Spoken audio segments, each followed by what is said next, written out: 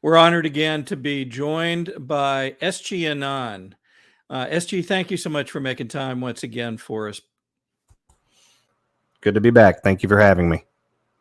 So it was fascinating. The other day, I happened to get a notification from, I think it was from Truth Social, that you had posted a note regarding something. And I normally don't use local props, but regarding a red folder. And it hit me, and I knew exactly what you were going to be talking about. I just didn't know the context. So why don't you, as to get us started, I thought that was an interesting thing that kind of ties together both new and some data from, 3 years ago now. So I thought that would be a fun place to begin. So rather than steal your thunder, I'll let you talk about how this came up. Well, it's really remarkable, actually, that we should see something like that. It was, to me, Bill, it was tantamount to having a live action Q drop. It was, real-time confirmation that there's a great deal more at play here. And for us to think that President Trump or the team that's operating President Trump's social media accounts, for us to believe that they don't take into account how some things are going to be conveyed symbolically, that's fundamentally, I think, intellectually immature, because the entire measure of politics has always been about perception versus reality. And so in this particular point in time, this folder comes out, makes an appearance next to the podium while the commander-in-chief is giving a statement where he is discussing some great agreements that have been made. And I found that absolutely fascinating that, he was discussing the concept of, essentially, deals into the future and some great agreements to yet be had, under the auspice of having that folder right there again at his side. He's sort of acting, I think, as the military's liaison to the government that's been allowed to continue operating under one auspice or another. And that's a topic for a whole other show. So looking at this, then, we have to consider that the red folder has appeared a number of times along the way, and Putin and Xi both have a red folder of their own. The red folder, at least as it pertains to Trump, has shown up now in the documentary 2000 Mules. It sat there for most of the movie on the table in front of the screen for everyone to sort of see being dangled out there. I think it was very much a gloating operation, if you will, and it's from a symbolic measure regarding election fraud and regarding the exposure of the organized criminality behind the election fraud. We saw the folder on January 6th, immediately before Trump gave his statements. One of the images that was circulated online, I think originating from the Scavino X account, formerly Twitter, would have been Twitter account back in those days, was Trump handing the red folder to someone off camera. I think we actually have that clip. Give me just a moment. We'll pull that up.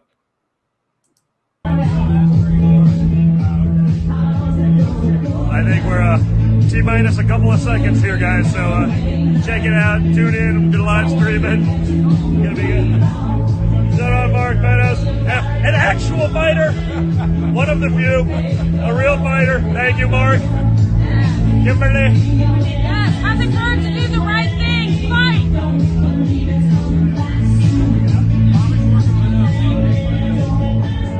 Thank you, guys. Just really appreciate all the love and support. It's pretty amazing. Hi, Ivanka. Hi, Ivanka. Happy birthday, Eric. Oh.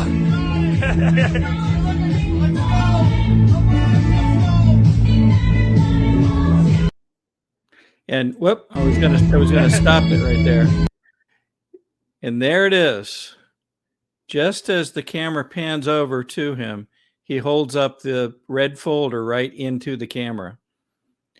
One of the things that struck me when I first saw this, I remember actually seeing it on January 6th, was it seemed so different than the rest of this little clip of video. It stood out at the time, and I thought, wow, this is calm. I'm certain of it. And keep in mind, this was January 6th, just before he walked out to the stage. Well, and let's appreciate for a moment with this particular shot. This is a good shot, I think, to have the discussion about. The entire flavor of the clip is very much celebratory in nature. It's very much, everyone sort of romping around and moving around, right? And there's just this general dishevelment that's going on, but it's cast as, a very entertaining clip. It's almost like Cirque du Soleil. And then we get to this point in the clip as the camera pans over to President Trump. And like you said, President Trump turned and looked directly at that camera.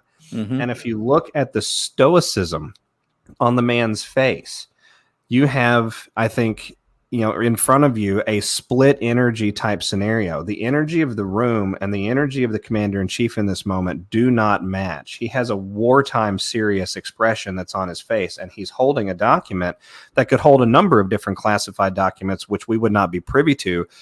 Presidential directives are included in that. Presidential emergency action documents or directives are also included in that, as well as other documentation that's been outed purely by good citizen journalism, but other than that, by which we know virtually nothing about. And so these types of allocations are constitutionally allocated in the U.S. Code, at least constitutionally in the post 1871 era.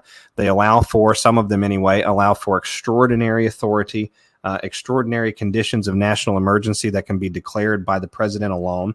George W. Bush was actually the first to execute a sort of a rudimentary scaffolding of this same type of private presidential memorandum operation as what we've seen here in recent years with the Trump Continuity of Government operation. And Executive Order 13224 essentially gave a public-facing justification with the activation of the 1973 War Powers Act to put in motion a lot of those classified presidential directives that Bush took. And what they effectively did was they undermined and suspended the Constitution of the United States of America, expanded national government jurisdiction to all 50 states under a wartime emergency, ostensibly for the protection and preservation of the Union, but it allowed for DC to become a tyranny, essentially a military fascist power in the background. And so now we've seen President Trump, the head of that emergency wartime fascist military power that remained in activation from 2001 up to President Trump's election in 2016 and then beyond. And we've now seen him issue public-facing executive orders that are clearly geared towards some sort of maintenance operation, a life support operation for the American government model. But we have blatantly in front of us proof, excuse me, that expanded actions which remain classified in nature but are integrally there we go, important for the success of the overall campaign to take America back. They're being put right in our faces, and these are the documents, these are the things that the deep state continue to try and get out of the Trump camp. They raided Mar-a-Lago for these documents. They've attempted to drag these documents out through subpoenaing of vast amounts of presidential records regarding the immunity case and other things like that. The classified documents case with Jack Smith's gag orders, right? These are things where they're trying to get to a particular end, and it's sort of Trump, I think, putting it in their face. Yeah. When about 5 days ago, you had posted copies of this post from the president, and there's these three pictures noted here, and it's interesting to me too that the tablecloth colors in this meeting match almost exactly the red folder. And then zooming in on one of those three photos, isn't it interesting that the folder ends up sitting there on the floor facing the camera, directly next to President Trump? Indeed, and if you notice the coloration of the tablecloths from that other frame, it looks as though the tablecloth that President Trump is seated at is a different coloration, or at least a different shade of the same coloration. That's true. It's a little darker, almost a little bit more maroon. Well, and I would say not to trust my eyes. I have some issues with my eyes and color differentiation, just point blank for the audience out there. But if that's true, and we do have a differentiation of color, what we have is a differentiation of status, because signals intelligence, flag communications, color communications are the basis of a great deal of military law that has been used throughout the last 500 to 700 years and are incorporated essentially in most formal worldwide military doctrines as accepted forms of nonverbal communication with a particular message. And if what we have contained within that folder is an extraordinary presidential action that has engaged the U.S. military in clandestine warfare operations, then we would have not only a man running for the office of the President of the United States of America, but we would also have a holdover wartime commander-in-chief from the dead corporation. Hmm.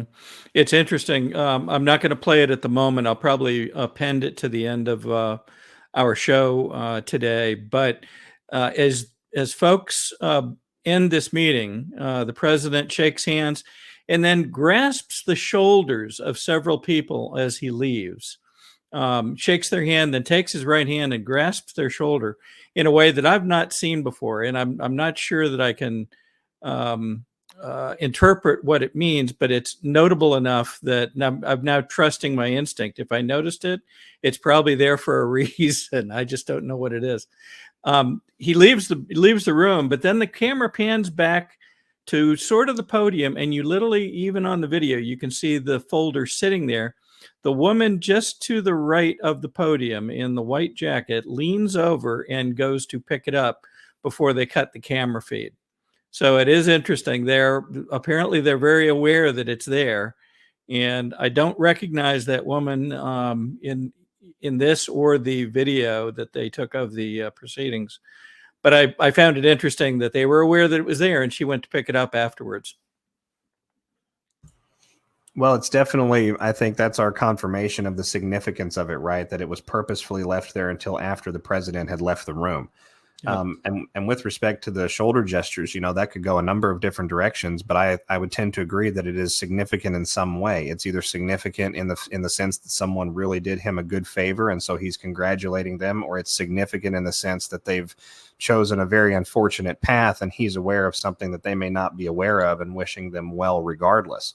Yeah. I think both are equally possible, and I think a great deal of this continuity operation that's occurred here in the U.S. Bill has allowed for a period of time to expend itself, where people have had the ability to dial into the reality of what's at play here, to dial into the reality of what they're doing or not doing for their country, and to understand that there is justice coming, that there some sort of accountability wheels have been set into motion. I've said for a long time that I don't believe a great deal of the Congress is fundamentally aware of certain continuity operations. I do believe some have already been identified as traitors and processed and are playing out a role, quite frankly. But I believe others have been given the opportunity to prove their mettle. And there will come a time, I think, where those that have proven to go on the side of we the people have proven that they are willing to, move with the general welfare of humanity if their strings are cut. I think we're coming into the time where those individuals will be separate and will be distinctly highlighted from the neocon warmongering class that increasingly is more authoritarian and very interested in starting some sort of worldwide conflict. Yeah. I thought it was interesting. Immediately following Trump's verdict coming in, there was an interview with Don Jr. and Tucker Carlson that occurred somewhere nearby, I believe. I mean, it literally was within minutes of the verdict. And in the course of that interview, Tucker asked Don Jr., well, who in Congress do you trust or is trustworthy? He mentioned J.D. Vance, and J.D. Vance happens to be in this shot over to the right. But then he kind of raised his hands up, and then he said, well, beyond that, and he's kind of looking around like there aren't many. And what I found notable was many of the folks that we would have previously thought as fulfilling a role as confidant of Trump were not mentioned. And I won't go into them here, but there's a number of folks that that have typically followed Trump. They've been at many of his events. We used to think of them as certainly solid patriots, solid followers and supporters of Trump, yet they weren't mentioned when he was asked that question. I found that telling, I think. Well, and I think that serves to highlight the idea that the infiltration from the uniparty and the warmongering globalist class has been very, very consistent and very, very persistent across all political divides and ideologies. And there are some, senators and congressmen, quite frankly, Bill, that I fundamentally agree with in nearly all principles. And yet there are just 2 or 3 sticking points that are very clearly other nations first, or other interests first, or other entities first, rather than America. And so I think we have to weigh that against, excuse me, our good judgment and acknowledge that you may have individuals who fundamentally believe most of the lie that they're telling, right? I think a lot of people believe that they're in a position of authority, whether it's at that local county commission level or that local county clerk level, all of the way up to the federal level. They believe themselves to be in a position of authority lawfully. They believe that it's not fundamentally compromising for them to have, foreign money involved in their campaign efforts or involved in their lobbying or litigation efforts. I think a lot of them fundamentally trust their staffers and their advisors, and that's where the globalists really hit them hard with the lawyers and the bar traders and things like that. So understanding then that that's the basis for a lot of this, I think that acknowledging that Trump has also probably needed some time, and I would even argue the military as well has needed some time to understand who's going to play ball, who's going to routinely obstruct the agenda of we the people, who's going to approve election fraud, who's going to stand against it, and on and on and on. And it would make a lot of sense if we were to look at this situation, with President Trump and this 2024 election campaign that's really been underway since late 2022. We've seen remarkable exposure of individuals on the side of the globalists and individuals on the side of we the people. Mm-hmm. And we have also seen, I think, an unusual amount, I would argue even an unexpected amount from my angle of essentially defection from one side to the other, as we see more donors, more Democrat advisors moving to, Republican or declaring themselves to be independent, more political personalities declaring themselves to be independent.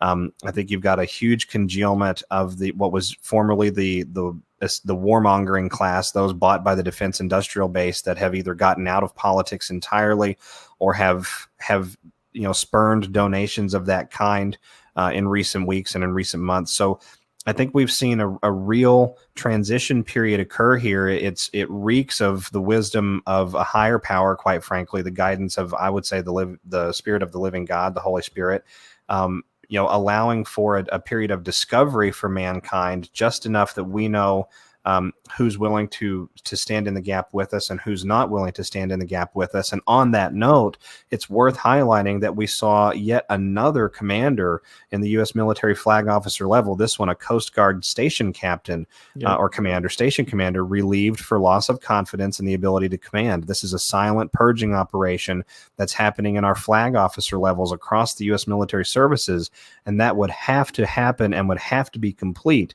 before we see any type of expanded military presence, either in the USA domestically or worldwide. Right. Very good point. So as I've watched what's going on specifically here in Georgia and across the country, but very, very, in many cases, very locally, we've seen that same sort of dynamic play out. We've seen people that we thought were playing a particular role, I'll call it on the good team, and some seem to have bizarrely moved over to the bad team, and vice versa in a couple of cases. And so there is this, and I've encouraged this with groups that I've spoken to recently, that free will is still in play for many, if not all of these folks.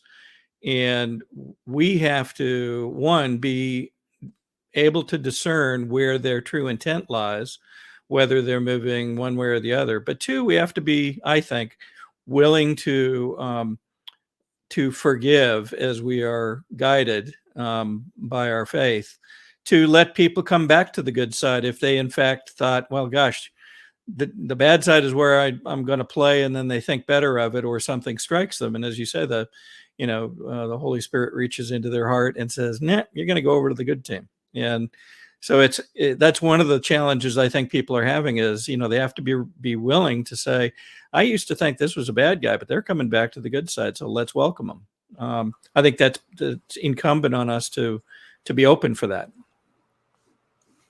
I would absolutely agree. I think we have several, if not many, Apostle Pauls that have yet to make their appearance, but may prove themselves remarkably pivotal in piecing together deep component areas of confusion for the public consciousness, because there's been so much obstruction and obfuscation of our information over the last 50 to really 100 years. I think it's very salient that you talk about being open to that possibility, because even the online entity Q says that patriots are in trusted positions, and also goes on in another drop to confirm that white hats have solved many systems, but problems still remain. So this is an ongoing, active process, and anytime that you can, leverage enemy intelligence against themselves, right? Enemy intelligence, a true defection nature that's not an infiltration, sleight of hand operation.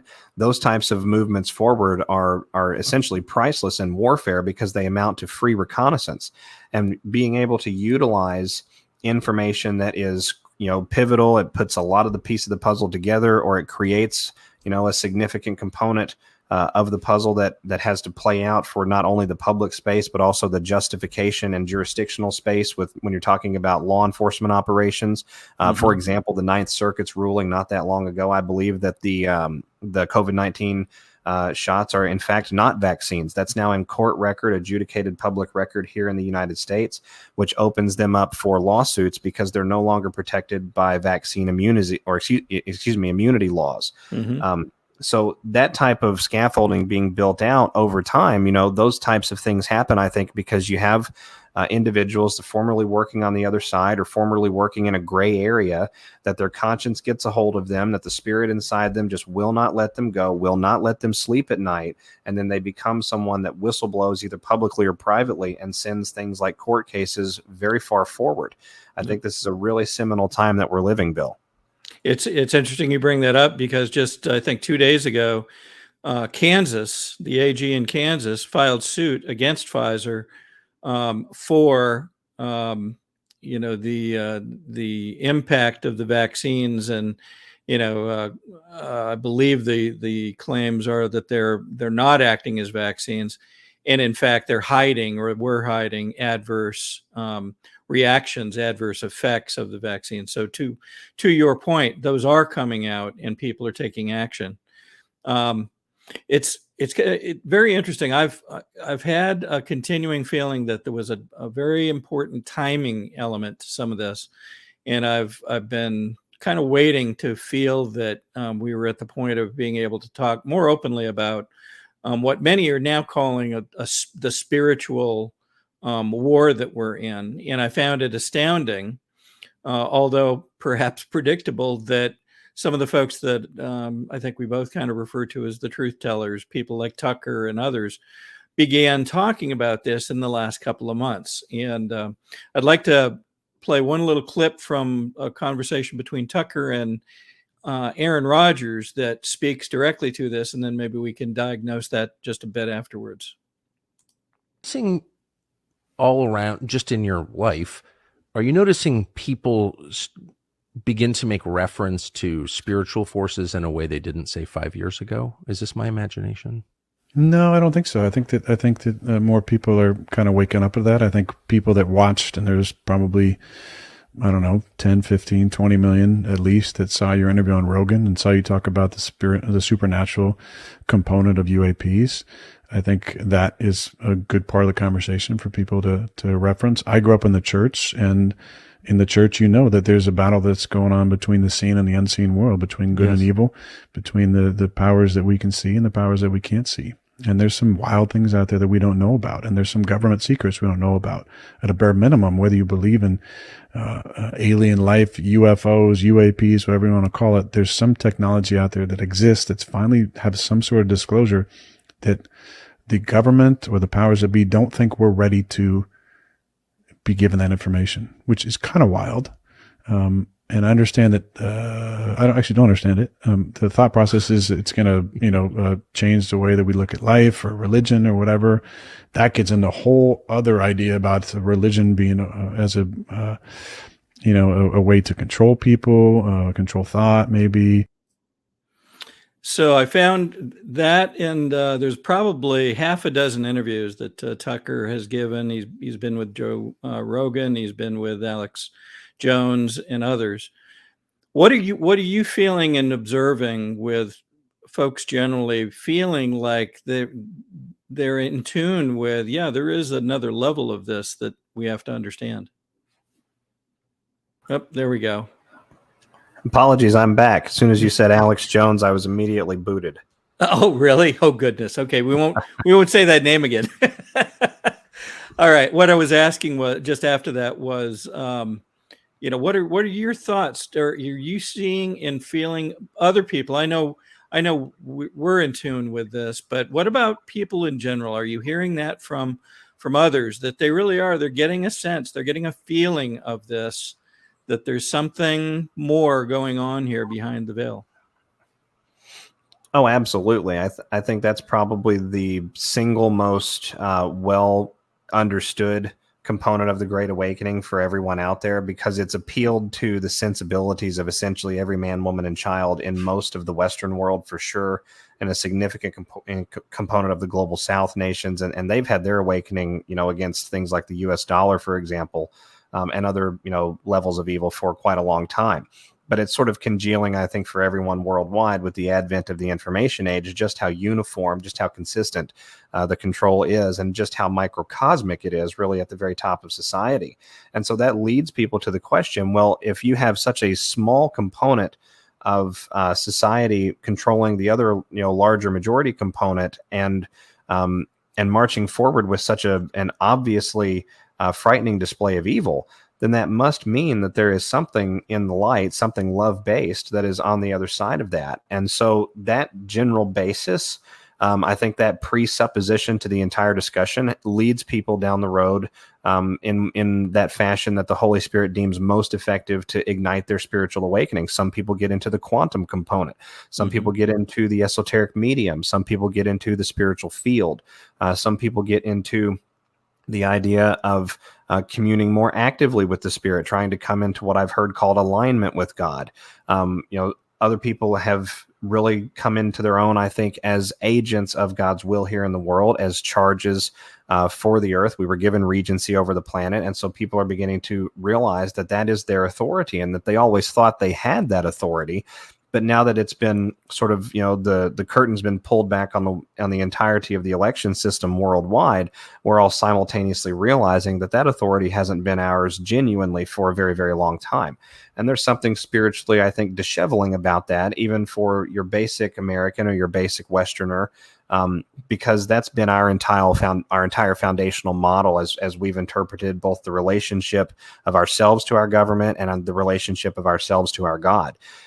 So looking at this, process, Bill, I think a great many people, whether it's the science part, whether it's the faith part, whether it's the history part, right, the lost years that people talk about of Yeshua, and I'm not qualified enough to opine on those, but I've heard a very compelling case put for some sojourns there in the what would now be modern day Mesopotamia regarding learned expeditions that the Christ went on.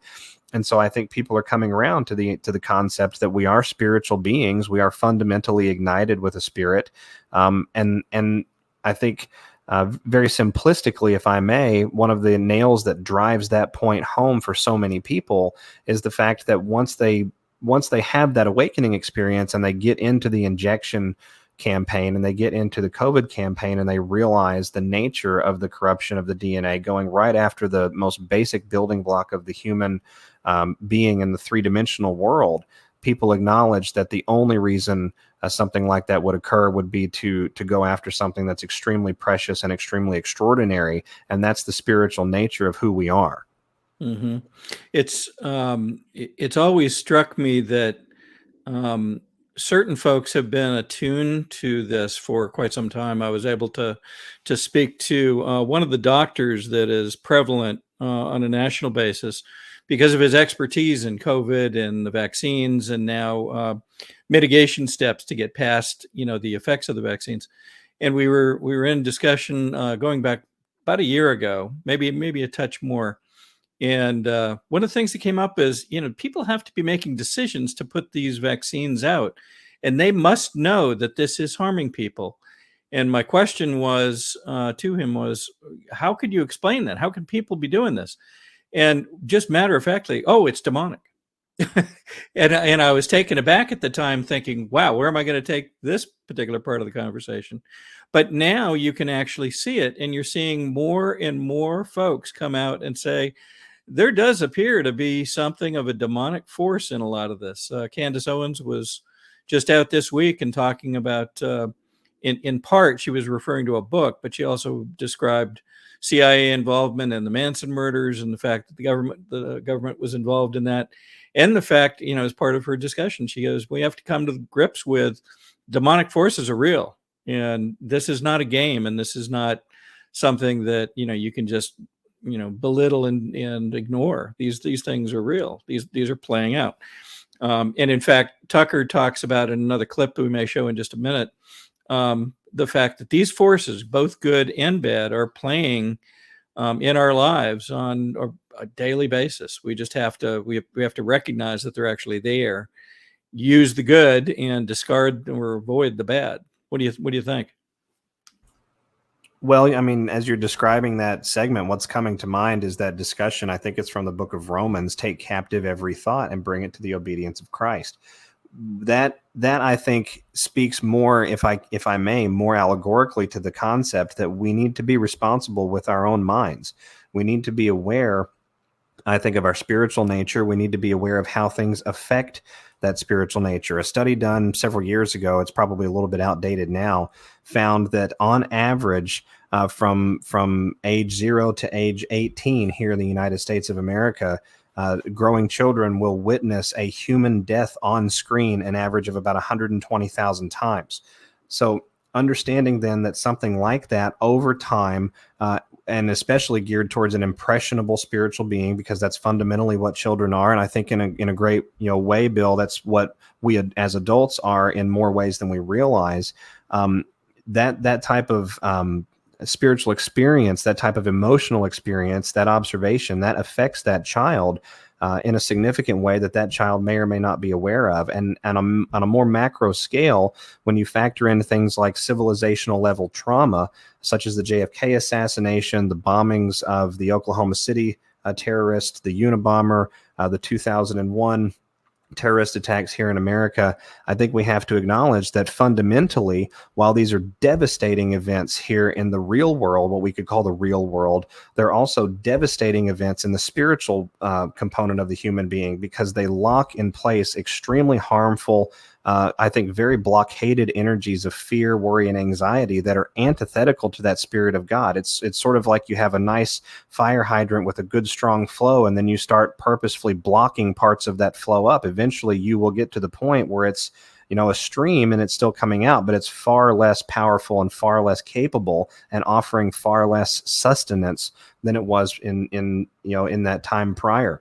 The peace that surpasses all understanding is what they have sought to rob and take from us, because I believe fundamentally that once these individuals involved in this globalist totalitarian class ascend to certain ranks within the Illuminati secret societies, they lose the ability to find that peace. That the ability is now no longer there, present in this reality for their physical being. My own personal bent is that the Holy Spirit essentially sustains them just enough to keep them alive, but does not allow them the ability to come back into peace and to come back into forgiveness and agreement with God, perhaps accepting an extraordinary moment of contrition and self-surrender, because they have engaged in such horrific depravity. So the spiritual component of this war is fundamentally why we are here. It is why we had MK Ultra. It is why we had Operation Northwoods. It is why we've had half a century of clandestine operations waged against the population of the United States. It's why we had a depopulation agenda launched on the world in 2019, but more than 100 years in the making. It's why we had 2 world wars. It's why we had 80 years of consternation between 2 global superpowers to, again, drive that fear, that trauma, that uncertainty continually, increasingly, and exponentially into the consciousness of the peoples of the world, because they're trying to separate us from who we are. Yeah. I had the opportunity in the last 3 weeks to interview a very intelligent and very impactful woman that is a satanic ritual abuse survivor. And some of the things that she talked about are, directly in line with what you're saying. And what struck me was that unless you're willing to see the parallels between things that we've begun to recognize, many people are now aware that, pedophilia is a real thing, and it's actually very broad. In some ways, it seems to be being supported or fully supported by factions within the government, even, and other things. As people see that, they're just now getting, I think, to the cusp of recognizing that this is a pattern that plays out again and again and again, and is in fact integral into some of these other things that we've begun learning about. The Freemason background, the fact that many of these things have been going on for one heck of a long time, the symbolism, the nature of what they do to children, and why it's children, the most innocent creatures on the planet. And I think that's probably, as I look at it right now, that's probably one of the biggest hurdles that people are going to have to get over, is seeing that this is not multiple problems. It's really different faces, different facets of a common problem, played out in different ways. Does that make sense? It absolutely does. And I often try and tell patriots when they start broaching this area of their awakening, and it is a cascading effect, right? People start sort of with the more digestible topics, and I think inevitably arrive at why the evil is so coordinated and so sort of closed system operable. And I think the reason why, and I try to tell people this, is because you have fundamentally at the top of this earth-wide power structure control matrix that sort of supersedes government and supersedes even most globalist institutions. They fundamentally report to the banker class and the very high religious order class in the background. And you have a belief system, again, that is isolated to that group of individuals at the very top of that ladder, which is fundamentally based in a zealotry for essentially being the sons and daughters of Lucifer. And that's what they claim themselves to be. And they very deeply and avowedly believe that their continued success and that their continued malignment of desecration of everything that's beautiful and lovely, which you talked about children a moment ago, what could be more lovely than that? Mm-hmm. They fundamentally believe that to be the primary sacrament, along with a number of other style sacraments, the primary sacrament for them to maintain their Luciferian control. And there is actually, ironically enough, when we start to get into a little bit of quantum science behind this, and we start thinking about things like intentionality to another, and we introduce frequency back into that mix, then we start. Could you just repeat the last about 30 seconds? I lost you there for just a couple of minutes. Absolutely. What I was saying was, fundamentally, they believe themselves to be zealots that follow the Luciferian bloodline. They believe themselves to be heirs to a bloodline that was spawned off from a union between Eve and the serpent in the early days. That's the claim. It's what they believe. And they believe that in order to accomplish their dominion here in the world, they must destroy everything that God, everything that the Almighty Holy Spirit and Christ have created here in the world. And what we see as a result of that is a literal battle of good versus evil. And most cultures around the world describe some sort of great struggle between a good and an evil, and a serpent is often utilized. Mm-hmm. That's not just isolated to the Christian, doctrine and tradition. So, and I'm waxing a little bit tangential on that, but coming back here, the component of that control structure at the very top of our ladder is very, very zealotous in their religious model. They're very avowed in it, and they're very total in their control of the individuals that get to that level. In other words, it's sort of a blood oath membership, and you don't get to leave. So once you're there for one reason or another. And so that has yielded essentially this very, very effective control matrix at the very top of society that has ensnared royal families and has ensnared a great deal of worldwide church leadership across all major schools of spiritual and religious worship. It certainly has ensnared essentially all of the major financial powers that be in the world, both billionaires and any of the globalist institutions funded by the U.S. government. So you have this unifying evil at the very top that is orchestrating the events on down the chain, if you will. And what's so beautiful about that in an ironic way is because that unifying evil is so very concentrated and so very microcosmic, you have a vast majority, essentially an overwhelming supermajority on the battlefield of human beings that, if they realize what is occurring in a uniform fashion in a timely enough way, they can actually get out from underneath that system. And I believe that we're living that period now. I believe that the information age, quite frankly, Bill, was saved for us by God to bring us all to a point where we have the ability to exchange important and crucial details about what's happening around the world in a simultaneous fashion, and we can bypass their control of information that they've used to hide their occultic agenda. Mm-hmm. You had mentioned the word authority earlier, and that actually came up in the interview that I was describing just a moment ago. And it's come up with other folks that are involved in helping people that appear to be falling under the influence of, we'll call them the bad guys. And what I have come to believe now is that either we have authority that we had forgotten about, or we're able to utilize authority that we never knew we had, but now we're learning we have it.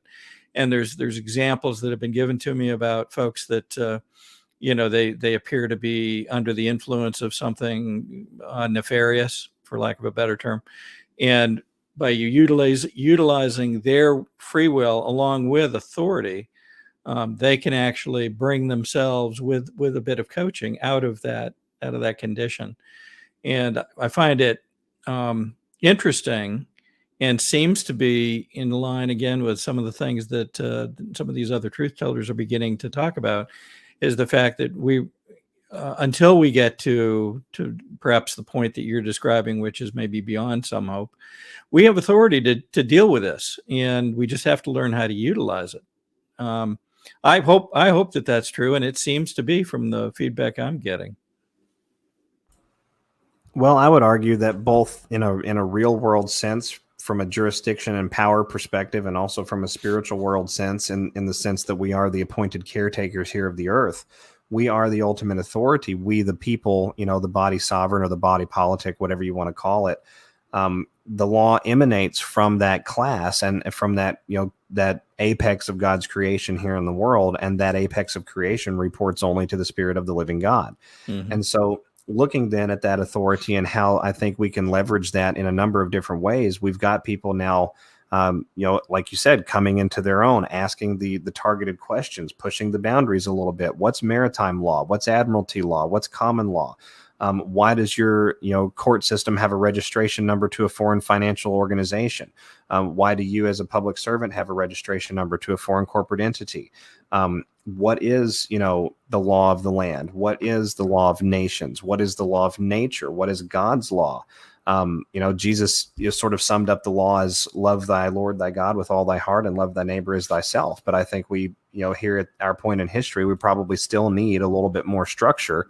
I don't think we're quite there yet with regards to that. So, examining that gives us the basis, I think, Bill, to have the real intellectual discourse about what kind of fake authority has been utilized against the people. Mm-hmm. Primarily, it's corporate or corporocratic, I call it. It's based in a lot of sleight of hand. Legalese is absolutely a thing. It's a tactic of mass warfare. It's not just fancy schmancy talk. It's a subversive tactic that's purposefully designed to make it difficult for people to understand the content of legal documents, including their own civic responsibilities. That's why textbooks are sort of written very plainly for the students until you get to the Constitution section, and you get a lot of flowery language and extra adverbs. I've gone through these books myself. Yep. So examining that and appreciating that, I think that and acknowledging that there has been, fake authority that's been essentially put forth as a facade to take the place of real power and real system of government operations, that leads us to that reformation of the republic arena that a lot of people are getting into. And at the same time, people are realizing that if that's the gravity, if that's the ball game, if we're playing for that kind of a keep, then this has to be a spiritual experience, because the founding fathers themselves were men of spiritual appointment, right? And they were very well endowed, I think, with a spiritual compass, each of them, that gave a lot of clarity. And we can find a lot of that in their diary writings. So, appreciating this concept of authority, I think, is tantamount to appreciating really, once again, who we are. I hate to sound like a broken record, but it really is about who we are. Mhm. We are the rulers of our communities, but we rule in a public servant format. We serve one another and we seek to do the highest good. I think the fundamental basis behind the doctrine of common constitutional law is do no harm and indemnify where necessary. There's never retribution or punishment. There's never revenge. Now, I do think with regards to various war crimes that have been committed against the entire planet for the last 100 years, we may have to have a true significant justice moment to drive that point home for the annals of posterity. But fundamentally, we exist amongst one another to chide with one another, to compete with one another in spirited format, and to better one another. And I think better our progress, in this earth, leaving it for our posterity going forward. And that's the basis of our authority.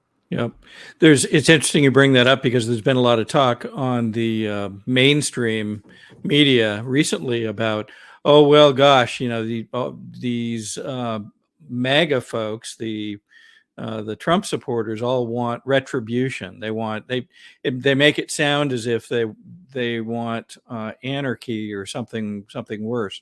But to your point, and you used the word yourself, justice is not anarchy. Justice is not retribution. Justice is justice. And comparing that to what's been done recently with a number of these court cases and a number of the other actions with regard to J6 and other things, that is what we've seen there is clearly not justice. And so bringing justice back into the picture is simply the righteous thing to see happen. It doesn't have to do with, retribution directly. It doesn't have to do with hate. It's simply justice. And to your point, I think that may be in some ways required for folks to feel that we're back on, a level playing field, given what may, be uncovered about what people have done. One of our very first conversations, we talked, I believe, about symbolism and all of this, and we talked about some of the symbols that had come out. What I think I'm seeing now is beyond symbolism, we're actually seeing folks use and display things that are much more plain. And I just wanted to talk about those a little bit, because for the folks that are still having a bit of challenge, really wrapping their arms around, boy, is this a pipe dream, or is this stuff really real, and is it really happening? I wanted to call out a couple things that everybody can go see, and one of them has to do with the person that Zelensky asked and wished to be the ambassador for Ukraine, of all places, and that is Marina Abramovich, perhaps. And here she is with Jacob Rothschild, and they're standing in front of a particular painting. The painting is entitled "Satan Summoning His Legions." And it's my belief that they picked this very specifically and had that in the picture so that they're sending a message with us. We also see things like, here's Jack Black with a shirt showing Baphomet on the front. Baphomet, as many people I think know now, as a multi-gender subject of worship by the Satanists. And Taylor Swift wearing a garment that has a snake on it. Again, you mentioned serpents and snakes being one of the things that keeps coming back again and again and again. We're not calling these people into question. We're simply noting what they're wearing, by the way. And the microphone. And the microphone. You're right. Boy, you're way ahead of me too. And then here's one of the Rothschilds and one of the IMF directors, and the woman from the Rothschild family is wearing, again, a Baphomet symbol, and there's one of our stars, Emma, showing her dress, and if you look closely, it's got a stylized picture of Baphomet built into the dress. So it seems that we're getting more daring, or they are getting more daring in their showing of these things. Almost again, do something about it. I'm showing you what I'm doing, and you're not going to be able to do anything about it. So I wanted to offer those because I want to continue to reinforce people's ability to perceive this and, in the world around them, because once you've seen it, I don't think you can unsee it. And you also can't be fearful of it. Fear is a bad thing in this regard, and there's no reason to be fearful. As we've just discussed, we have the authority, and we are here to be stewards of the world and bring it back into alignment, along with this process. One question that came up in many of these spiritual discussions, and specifically with Tucker, and I just wanted to get your feeling on it as we begin to wrap up. There's this ongoing notion and question around UAPs, what used to be called UFOs. Have you begun to get data that would suggest how those two concepts play together as yet? Not enough for me to come out on air and make a true proclamation or a statement of fact. I can say that it's increasingly more likely that the concept of UFOs, the concept of UAPs, the concept of aliens, along with the concept of both angelic and demonic creatures that go back in a number of indigenous cultures' lores for a couple of hundred years, both here in North America and in Europe, Scandinavia, and the Far East region, specifically Mongolia. Mm-hmm. It seems to paint a picture that it's almost impossible. These various descriptions of these entities throughout different points in human history over the last few hundred years, it's very unlikely that they're not related in some form or fashion. The Epstein Ranch, for example, in New Mexico, is only about a couple of 100 miles north of an area called Trementina Base, and Trementina Base is built on ancestral indigenous Indian lands where the Native Americans believed that there was a culture called the skinwalkers that walked the surface and were actually able to shapeshift, but they would only come out at night. They would not subject themselves to the light of the sun. That sounds very much like some of the different postulations that have been put forth both in the demonic realm, the more biblical faith-based caricature and characterization, and also from the more, I would argue, more secularist point of view, discussing the idea of other, terrestrials that are carbon-based life forms that, view humanity as primarily sources of food and fuel. And I would argue, Bill, quite frankly, that there's been enough obfuscation on these issues that there's probably significant swaths of truth in all of the different reports from every different belief system, but probably none of them have a true full picture. I think one of the things we're going to see as we go forward, especially as we unearth more about what's been going on in Antarctica in the coming years, is going to really fill in a lot of the gap with that, give us some workable real world context where it makes sense both from the spiritual pulpit, but also from the scientific, podium and arena. And I think it will provide the basis for a wonderful leap forward, quite frankly, in the history and in the experience of humanity and humankind. I've not thought, nearly my whole life that we were ever truly alone. But I've also sort of thought since I was very young that if we're not alone, it's also very unlikely that everyone out there is friendly towards us, right? Just like it's very unlikely that everyone in our community is going to like us. Many of them may, but many of them are likely to not like us. And I think that plays out. I think God is a God of order, and that would be likely to play out across a grander chorus of creation. Mm-hmm. That makes sense. It's fascinating that you bring up Antarctica. It's one of my favorite subjects that perhaps we'll set that aside and make that our next conversation if you're ready at that time. I've got quite a bit of information that goes back in a number of different directions, but it almost feels like that's part of maybe the next bastion. There's you may recall that Klaus Schwab and many of his followers, I'll call it for the time being, went down to Antarctica for one of the eclipses back, I want to say it was 2020 or perhaps 2021. And it seems funny that they would, follow one running around to go see the eclipse, and then two, it would be in Antarctica that they would congeal or convene. As we get ready to close, let's do this. Let's make sure folks know how to keep up with your findings and the other things that you're working on, and maybe you could take us through that. Absolutely. I can be found in 3 places online authentically. I'm on rumble.com at the URL user/QNewsPatriot. So that's rumble/user/QNewsPatriot. I'm not on Rumble by SGAnon. There are a number of copycat channels out there, but the authentic channel does now have a I believe it's a lime green or a yellow check mark from Rumble. Okay. I'm also on Truth Social at the handle Real SGAnon with a red check mark, and I'm on X, formerly Twitter, at the handle the THEQ News Patriot. So the slides on the screen are perfectly correct. The Twitter profile has a blue check mark for authenticity. And I will not contact you about QFS, Nacera Jacera, or cashing in your TRB bucks.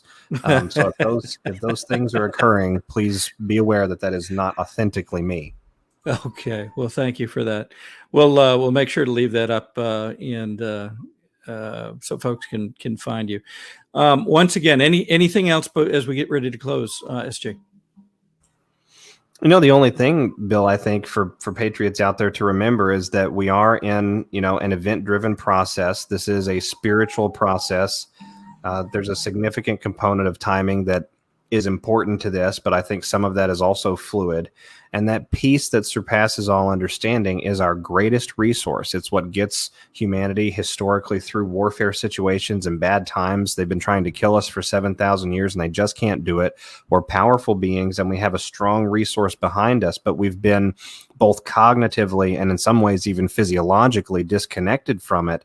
But we can begin that restoration process. There's not a special step that has to be taken. There's not, a particular moment that's better than another.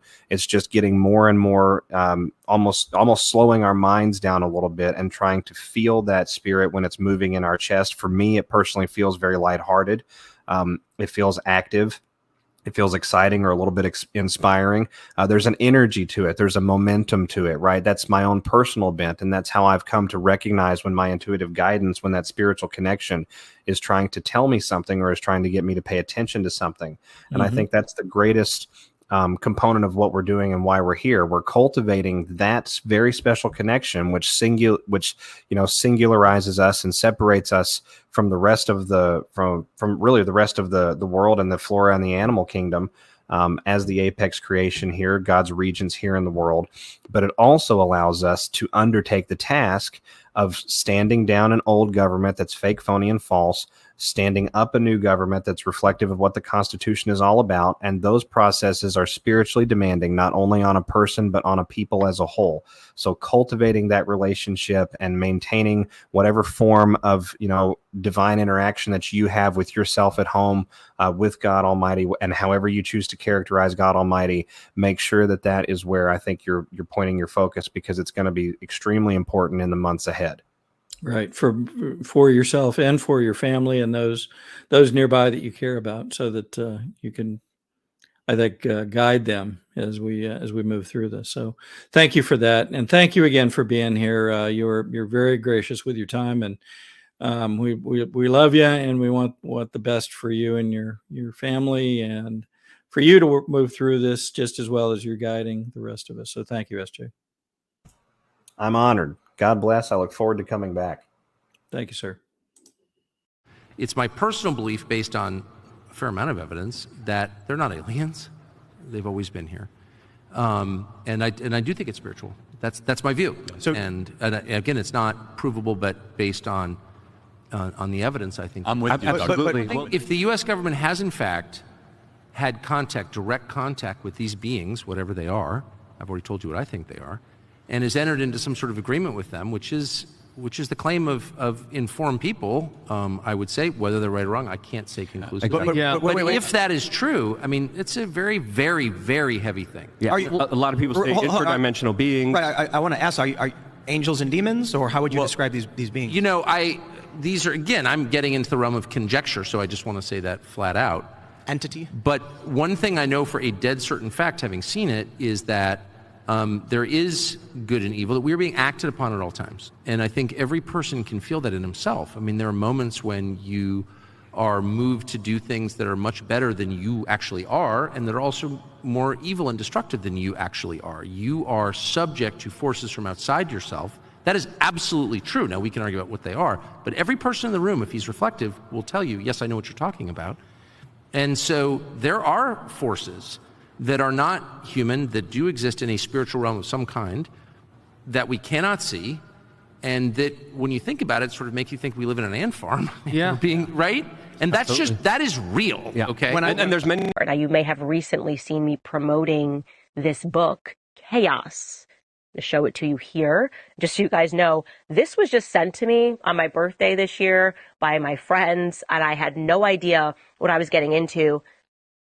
Honestly, you guys, my brain is melted. I don't know what is what in American society, but I do know that the people in our government are in fact evil. It is called Chaos, and the subheading is Charles Manson, the CIA, and the Secret History of the 60s. It was written by Tom O'Neill, and I'm going to very briefly tell you how the story sets up because it's impressive. You get this guy, he's about to turn 40 years old, and his editor comes at him. He's a writer for Premiere magazine in Los Angeles or in Hollywood, and he says, hey, it's going to be the 30-year anniversary of the Manson murders, which forever changed Hollywood. Notoriously, it was believed that it ended the hippies era. The murders were so brutal and so disgusting and so jarring and so shocking that all of those hippie communes that were all over and everyone wanted to drop out of college and become a hippie automatically ended. People were suddenly buying locks and saying, okay, no, actually, we can't live freely. It's not about love and rock and roll. We need to protect our families. Nobody was experimenting with LSD anymore. And so he gets this assignment from his editor, and Tom O'Neill is like, come on, it's been 30 years. What am I going to tap into here that hasn't already been said? And he starts making some calls, and he's kind of struck by the fact that people seem almost scared to talk to him. I'm going to tell you that you will not be able to put this book down. Chaos is exactly what it is. He ends up realizing that everything the public learned about those murders was a lie. He ends up discovering that the CIA was involved. He ends up discovering that the CIA knew Charles Manson. He ends up discovering that Charles Manson himself was a Fed. Charles Manson was experimenting on behalf of the government with LSD. Intentionally drugging people, that our government was obsessed with how to create how to control a mind, rather, how to create a mass psychosis. And they were conducting all sorts of illicit experiments on the American people, drugging people that worked at the CIA. This also brings us to MKUltra. We have discussed this before. You know, the idea that the government is involved in drugging people in an effort to control them. They say MKUltra ended. He talks all about MKUltra. Well, do you think it's ended? Me? No, I don't. Not after the things that Ye told me. Not after reading the text messages that were sent to him from who he says was his quote unquote handler. You know, threatening to drug him and send him back to La La Land, telling him he'll never see his kids again. What happened to Britney Spears? You know, I think as a nation, we have to be able to confront the fact that there is truly evil, that demons are real. There is no way we can arm ourselves against this sort of an evil if we're not even able to acknowledge it, because it is scary. I'm telling you, when I was reading this book, I don't think I've read a book that quickly since the last Harry Potter came out. But I was chilled by not realizing how much evil our government has committed in the past. But then I felt certain of the fact that this spiritual draw that I was feeling, which I would say really, really wanting to lean into my faith, that journey kind of began for me for the last year and a half.